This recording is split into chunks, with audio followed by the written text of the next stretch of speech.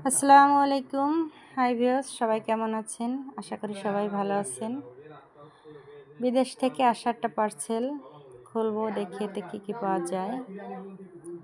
কিছু জায়নামাজ পেশ আর দেখা যাচ্ছে কিছু কসমেটিক্স। দেখি বের করে কি আছে। এক একটা করে বের করা হচ্ছে।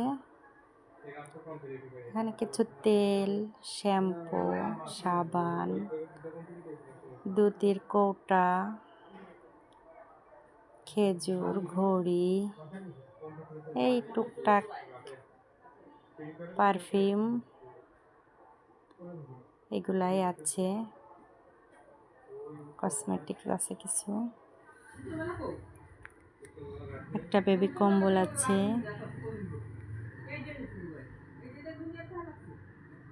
মোটামুটি করে আছে সব কিছুই ছোট মোটো করে।